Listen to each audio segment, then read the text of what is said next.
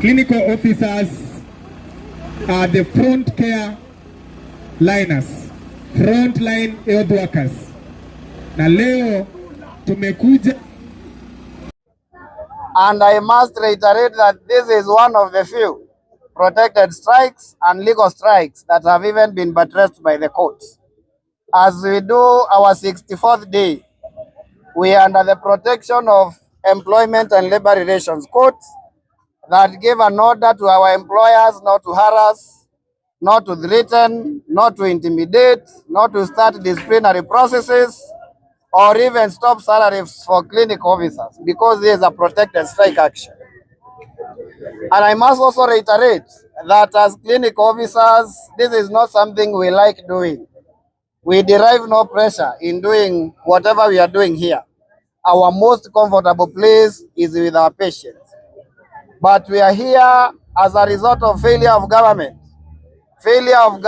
to honor the law that they usually ask us to honor. Because there was an order of the court that directed that the Council of Governors and the Ministry of Health should sit with us and we should be able to conclude our collective bargaining agreement. So for the first time, we actually went on strike to force the government to obey an order of the court. And that is why the court continues to protect us. But even as we stand here in Makueni, we want to declare that we are ready to continue with this strike. We are doing our 64th day. We are ready to go to the 100th day. We will go to 150 days. We will go to as long as the government wants and until when the government comes out of their strike. Because we just joined them on strike. They are the ones who went on strike before us. And this strike is about professional dignity. It is about protecting our professional respect. When we are talking about professional dignity, you cannot be having 3 clinic officers. You have one who is on permanent and pensionable, earning their full pay. Then you have another who is labeled UHC, and they are paid half of what the one on PNP is paid. And then you have another labeled county contract and casual contract, who is even now paid lower than the UHC, which is against the law. And that is discrimination. Our constitution is very clear about discrimination. Article 27 outlaws discrimination to any Kenyan. And in the labor industry, we have the Employment Act. Section 5 indicates that if you have 2 groups of employees who perform work of equal value and you pay them different, that is discrimination at the workplace. So we are here to stand against discrimination, because discrimination is indignified. And that is why we are saying we are here to fight for professional dignity. And we have been engaging as was directed by the court. We have engaged with the ministry. We have engaged with the Council of Governors. But as we stand here today, we have 3 staking issues which are still outstanding. We have the issue of enhancement of the risk allowance. Our risk allowance, we deliberated, we negotiated and agreed in 2021 in a very high-level team. a team that was chaired by the CS of Labor then, CS Chelugui, an interministerial team that was put together by the president himself, President Uhuru Kenyatta, during COVID. And that is where we negotiated for the risk allowance of 15,000, and it was signed by the CS Kagwe. That has not been implemented to date. And we have said we are not signing any return to work agreement without the enhancement of the health risk allowance. The second outstanding issue is the issue of the UHC, and it's a very important issue to us. It is important because the government continues with something that is outlawed. They continue contravening our constitution, because the constitution is clear. You cannot have two people in the same facility seeing the same patients for the same number of hours, but then you're paying them a different pay, and actually have pay of what the others are paying. And even the contracts of most of them have lapsed. We are losing 8,551 employees, and most of our facilities will not actually be able to function.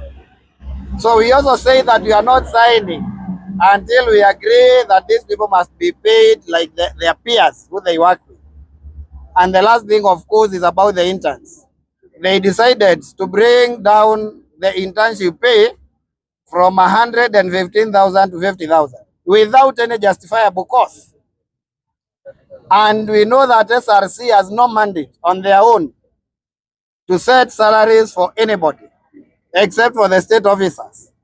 And they went and contravened the law by setting the salary against a structure that was provided by the Public Service Commission. And so out of the 10 issues that we have, those are the 3 sticking issues. We are very grateful to the Public Service Commission, because one of the major issues, which is the career guidelines, is already approved. And we really express our gratitude as the clinical officers to the Public Service Commission. But for those 3 issues that are outstanding, we want to inform the government that we will not go back to work. We shall not sign any return to work agreement until we amicably find a solution to those things. And then we can go back to court and we can file a consent so that we can go back to work. I want to first invite my brother. Service providers and healthcare workers. It is unfortunate in a country for doctors or clinical officers like yourselves to be on the streets. It's very unfortunate. Not politicians, not other cadres, doctors and clinical officers. In fact, one of the things that you are asking, niliuliza, why is this a problem? The 15,000. Nikaambiwa mjasign CBA, nikasema basi simusign tulipe. Wow. Because I don't see the problem, really. And if the amount is 900 million, you said, that's a drop in the ocean, considering the amount of money we are spending on tours in the world. Really. It's a small drop in the ocean. And you are playing a critical job in ensuring that you complement the work that the doctors are doing. Now, the principle of equal pay for equal work, it applies. So, first, as the chairman of Legal Affairs, Human Rights in the Council of Governors, I will take your memorandum and present it as is to the council, to the chair, both of the Council of Governors, to Mudhomi Njuki, Governor of Tharaka Nithi, so that we can get this matter addressed once and for all. Yes. The people I've seen here, na nimewaangalia kwa nyuso, are actually young people. These are young people. It's the same thing I saw when I saw doctors on the street. In 2017 or 18? 2017. Young people protesting about just getting recognized for equal pay and the work that you do. We are happy mumekuja kwetu kwa sababu mnajua tutawasikiza na tumewasikiza. Kuanzia na mimi gavana wa Makueni na wakili wenyu kwa siku nyingi. Maneno yenyu yatatatuliwa. Hiyo mambo ya wage bill tulisema kesi baadaye. Tutafanya hiyo kesi baadaye. Kwa hivyo as you agitate for better pay, nataka muanze kusema counties zipatiwe pesa nyingi sana. Kwa sababu sisi ndo tunawaajiri. Members of National Assembly wakijiongezea, nyinyi hamsemi huko kuna shida, kwa sababu hizo ndo tunafaa kupatiwa tuongezee mshahara. Because you are the people who are helping Kenya remain alive.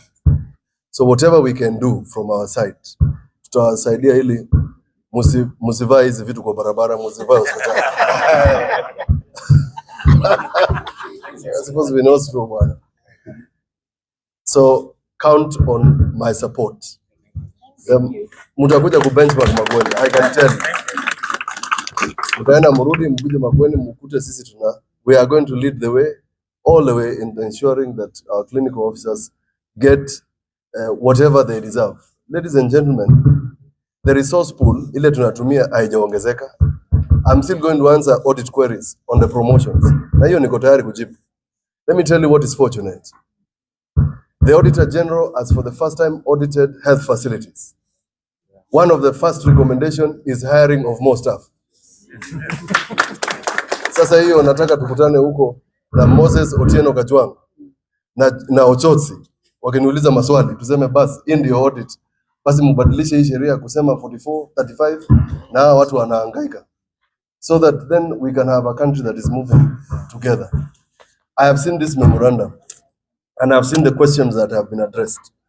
And even from the county assembly side, mkifika pale kwa speaker atawaambia Makueni has progressed the conversations about clinical officers.